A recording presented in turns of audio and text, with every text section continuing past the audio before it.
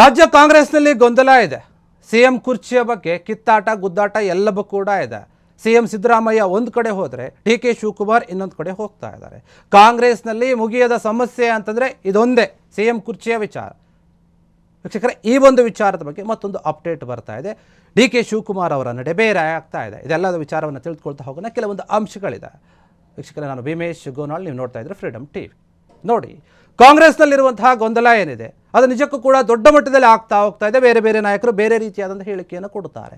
ಈಗ ಬೇರೆ ರೀತಿಯ ನಾಯಕರು ಯಾವ ಹೇಳಿಕೆಯನ್ನು ಕೊಡ್ತಾರೆ ಅನ್ನೋದಕ್ಕಿಂತ ಬಜೆಟ್ ಇರುವಂತಹ ಒಂದು ದಿನದಲ್ಲಿ ಅದಕ್ಕೂ ಮುನ್ನ ಡಿ.ಕೆ. ಶಿವಕುಮಾರ್ ಅವರ ನಿರ್ಧಾರದಿಂದ ಎಲ್ಲರಿಗೂ ಕೂಡ ಶಾಕ್ ಆಗ್ತಾ ಇದೆ.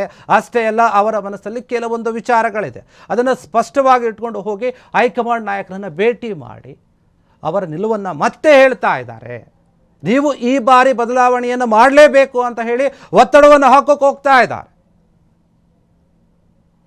ಸಿಎಂ ಬಣದ ನಾಯಕರು ಏನಿದ್ದಾರೆ ಅವರು ತಣ್ಣಗಿದ್ದಾರೆ, ಯಾಕಂದರೆ ಅವರದೇ ನಾಯಕರೇ ಸಿಎಂ ಆಗಿದ್ದಾರೆ. ಆದರೆ ಇಲ್ಲಿ ಡಿ.ಕೆ. ಶಿವಕುಮಾರ್ ಬಣದ ನಾಯಕರು ಮಾತ್ರ ಸುಮ್ಮನೆ ಇರ್ತಾ ಇಲ್ಲ. ಪ್ರತಿ ಬಾರಿ ಕೂಡ ತಮ್ಮ ನಾಯಕನನ್ನು ಸಿಎಂ ಮಾಡಲೇಬೇಕು ಅಂತ ಹೇಳಿ ಹೋರಾಟ ಮಾಡ್ತಾ ಇದ್ದಾರೆ, ಹೇಳಿಕೆಗಳನ್ನು ಕೊಡ್ತಾ ಇದ್ದಾರೆ. ಅದರಲ್ಲಿ ನೋಡಿದ್ದೀವಿ ನಾವು, ಇಕ್ಬಾಲ್ ಹುಸೇನ್ ಪದೇ ಪದೇ ಮಾತನಾಡ್ತಾ ಇದ್ದಾರೆ. ಅಷ್ಟೇ ಅಲ್ಲ, ಈ ಕಿಚ್ಚು ಜಾಸ್ತಿ ಆಗೋಕ್ಕೆ ಕಾರಣ ಏನು, ಸಿಎಂ ಪುತ್ರ ಪದೇ ಪದೇ ಹೇಳಿಕೆಗಳನ್ನು ಕೊಡ್ತಾ ಇದ್ದಾರೆ. ನಮ್ಮ ತಂದೆಯೇ ಸಿಎಂ ಆಗಿರ್ತಾರೆ, ಅವರೇ 5 ವರ್ಷಗಳನ್ನು ಕಂಪ್ಲೀಟ್ ಆಗಿ ಮಾಡ್ತಾರೆ ಅಂತ. ಹೀಗಿರುವಾಗ ಪದೇ ಪದೇ ಸಿಎಂ ಪುತ್ರ ಹೇಳಿಕೆಗಳನ್ನು ಕೊಡುತ್ತಾ ಇದ್ದರೆ ಯಾವ ನಾಯಕರು ಸುಮ್ಮನೆ ಇರ್ತಾರೆ? ಅದರಲ್ಲಿಯೂ ಕೂಡ ಡಿ.ಕೆ. ಶಿವಕುಮಾರ್ ಬಣದ ನಾಯಕರಿಗೆ ಎಚ್ಚರಿಕೆಯನ್ನು ಕೊಟ್ಟಂತೆ, ವ್ಯಂಗ್ಯ ಮಾಡಿದಂತೆ ಕಾಣ್ತಾ ಇದೆ ಅವರ ಮಾತುಗಳು. ಇದಕ್ಕೆ ಅವ್ರು ಸುಮ್ಮನೆ ಇರ್ತಾ ಇಲ್ಲ. ಪದೇ ಪದೇ ನಾವು ಅವ್ರು ಹೇಳಿಕೆ ಕೊಟ್ಟರೆ ಸುಮ್ಮನೆ ಇರಬೇಕಾ? ನಾವು ಕೂಡ ಮಾತನಾಡ್ತೀವಿ. ಹೈಕಮಾಂಡ್ ಹೇಳಿದೆ ಅಂದ ಮಾತ್ರಕ್ಕೆ ಅದು ಎಲ್ಲರಿಗೂ ಕೂಡ ಅನ್ವಯ ಆಗುತ್ತೆ. ಹಾಗಿರುವಾಗ ಸಿಎಂ ಪುತ್ರಗೆ ಅದು ಯಾಕೆ ಅನ್ವಯ ಆಗೋದಿಲ್ಲ? ಅವರು ಮಾತನಾಡ್ತಾ ಇದ್ರೆ ನಾವು ಕೂಡ ಮಾತನಾಡ್ತೀವಿ. ಹೈಕಮಾಂಡ್ ಕ್ರಮವನ್ನು ತೆಗೆದುಕೊಳ್ಳೋದಾಗಿದ್ದರೆ ಎಲ್ಲರ ಮೇಲೆಯೂ ಕೂಡ ಹೋಲ್ಸೇಲ್ ಆಗಿ ಕ್ರಮ ತೆಗೆದುಕೊಳ್ಳಿ, ನಮಗೇನಿದೆ ಅದರಲ್ಲಿ ಅಂತ ಹೇಳಿ ಡಿ.ಕೆ. ಶಿವಕುಮಾರ್ ಬಣದ ನಾಯಕರು ಕೂಡ ಮಾತನಾಡ್ತಾ ಇದ್ದಾರೆ. ಇಂದು ದೆಹಲಿಗೆ ಹೋಗ್ತಾ ಇದ್ದಾರೆ ಡಿ.ಸಿ.ಎಂ. ಮತ್ತೆ ಅನೇಕ ಬಾರಿ ಡೆಲ್ಲಿಗೆ ಹೋಗಿ ವಾಪಸ್ ಬಂದಿರೋದು ನೋಡಿದ್ದೀವಿ, ನಿರಾಸೆಯಿಂದ ಬಂದು ಮಾತನಾಡಿರೋದನ್ನು ಕೂಡ ನೋಡಿದ್ದೀವಿ. ಆದರೆ ಈ ಬಾರಿ ಸುಮ್ಮನೆ ಹೋಗ್ತಾ ಇಲ್ಲ ಡಿ.ಕೆ. ಶಿವಕುಮಾರ್. ಒಂದು ಏನಾದರೂ ನಿರ್ಧಾರವನ್ನು ಮಾಡಿಕೊಂಡು ಬರಲೇಬೇಕು ಅಂತ ಹೋಗ್ತಾ ಇದ್ದಾರೆ. ಒಂದು 5 ವಿಚಾರಗಳನ್ನು ತಲೆಯಲ್ಲಿ ಇಟ್ಕೊಂಡು. ಏನಿದೆ ಅವ್ರ ತಲೆಯಲ್ಲಿ ವಿಚಾರಗಳು? ಏನು ಮಾತನಾಡ್ತಾರೆ ಹೈಕಮಾಂಡ್ ಜೊತೆ ಹೋಗಿ? ಬೆಂಗಳೂರಿನಲ್ಲಿ ಬಜೆಟ್ ಸಭೆ ನಡೀತಾ ಇದೆ, ಆ ಸಮಯದಲ್ಲಿ ಡಿ.ಸಿ.ಎಂ ಆ ಸಭೆಯಲ್ಲಿ ಇರಬೇಕು.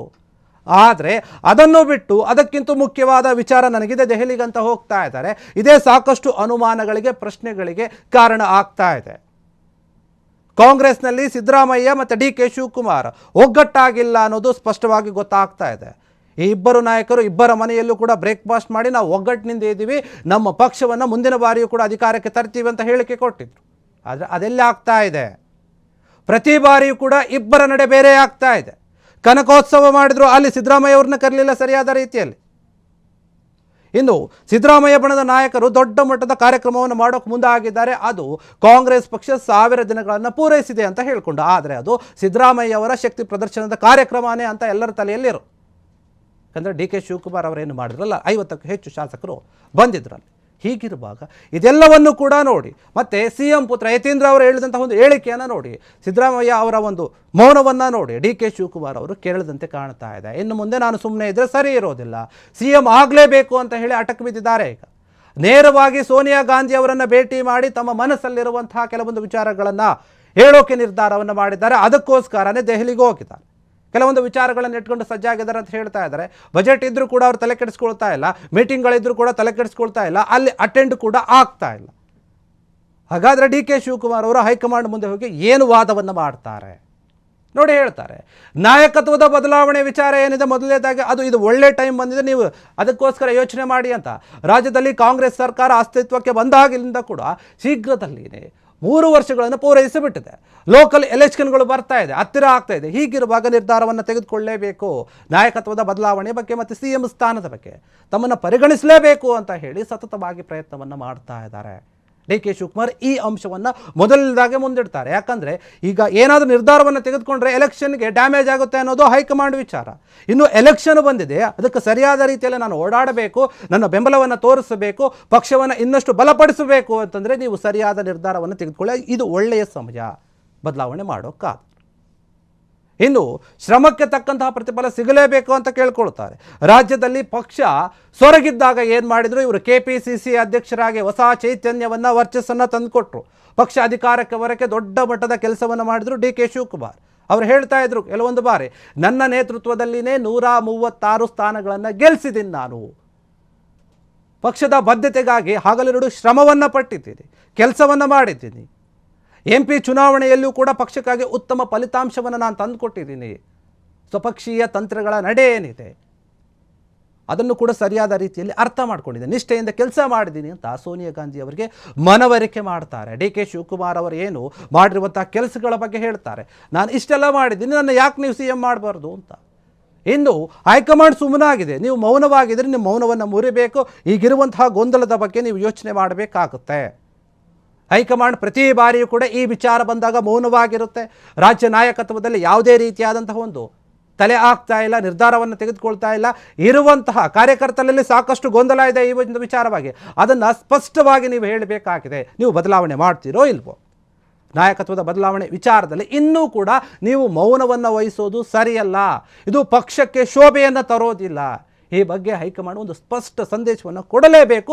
ಅದು ಕಾರ್ಯಕರ್ತರ ಲೆವೆಲ್ನಿಂದ ನೀವು ಕೊಟ್ಟರೆ ಮಾತ್ರ ನಮ್ಮ ಪಕ್ಷ ಬಲಪಡೋಕ್ಕೆ ಸಾಧ್ಯ. ಇಲ್ಲ ಅಂತಂದರೆ ಇನ್ನೂ ಕೂಡ ಗೊಂದಲ ಮುಂದುವರಿಯುತ್ತೆ.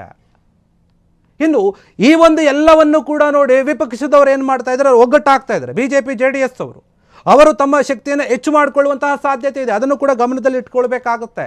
ಸ್ಥಳೀಯ ಚುನಾವಣೆಗಳು ಬರ್ತಾ ಇದೆ. ಈ ಹೊತ್ತಿನಲ್ಲಿ ನಾವು ಇಷ್ಟೆಲ್ಲ ಗೊಂದಲಗಳನ್ನು ತಲೆಯಲ್ಲಿಟ್ಟುಕೊಂಡು ಚುನಾವಣೆ ಎದುರಿಸ್ತೀವಿ ಅಂತಂದರೆ ಅದು ವಿಪಕ್ಷದವರಿಗೆ ಪ್ಲಸ್ ಪಾಯಿಂಟ್ ಆಗ್ತಾ ಹೋಗುತ್ತೆ. BJP JDS ನಾಯಕರು ಬೇರೆ ಬೇರೆ ರೀತಿಯ ಪ್ಲಾನ್ಗಳನ್ನು ಮಾಡ್ತಾ ಇದ್ದಾರೆ. ಈ ಸಂದರ್ಭದಲ್ಲಿ ಪ್ರಬಲ ಸಮುದಾಯಗಳು ನನ್ನ ಕಡೆ ಇವೆ, ನನ್ನ ಪರವಾಗಿದೆ, ಅದಕ್ಕಾಗಿ ನೀವು ನನ್ನನ್ನು CM ಮಾಡಿ. ಮುಂಬರುವಂತಹ ಸವಾಲುಗಳನ್ನು ಎದುರಿಸೋಕೆ ನಾಯಕತ್ವದ ಬದಲಾವಣೆ ಅನಿವಾರ್ಯ ಇದೆ ಅಂತ ಮನವರಿಕೆ ಮಾಡಿಕೊಡುತ್ತಾರೆ ಎಲೆಕ್ಷನ್ ದೃಷ್ಟಿಯಿಂದ. ಇನ್ನು 5ನೇದಾಗಿ ನೋಡ್ತೀವಿ ನಾವು, ತಾಳ್ಮೆಗೂ ಕೂಡ ಒಂದು ಮಿತಿ ಇದೆ.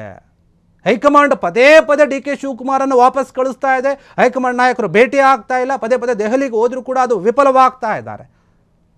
ಅವರ ತಾಳ್ಮೆ ಮಿತಿ ಮೀರ್ತಾ ಇದೆ. ನನ್ನ ಬೆಂಬಲಿಗರೇನಿದ್ದಾರೆ ಅವರು ಕೂಡ ತಮ್ಮ ತಾಳ್ಮೆಯನ್ನು ಕಳ್ಕೊಳ್ತಾ ಇದ್ದಾರೆ. ಸಾಕಷ್ಟು ವಿಚಾರಗಳಿದೆ. ಅವರು ಸೈಲೆಂಟ್ ಆಗಿದ್ದಾರೆ ಅಂತಂದರೆ ಅವ್ರ ಕೈಲಿ ಏನೂ ಆಗೋದಿಲ್ಲ ಅಂತ ಅಲ್ಲ. ನನ್ನ ಬೆಂಬಲಿಗರು ತಾಳ್ಮೆಯನ್ನು ಕಳೆದುಕೊಳ್ತಾ ಇದ್ದಾರೆ. ಈ ತಾಳ್ಮೆಯನ್ನು ನೀವು ಸರಿಪಡಿಸಬೇಕು. ಅಥವಾ ಕೈಲಾಗಿದ್ದ ತನ ಅಂತ ಅಂದ್ಕೊಳ್ಬೇಡಿ. ಅವರು ರೊಚ್ಚಿಗೆ ಹೇಳ್ತಾರೆ, ಎಚ್ಚರಿಕೆಯಿಂದ ಇರಲಿ.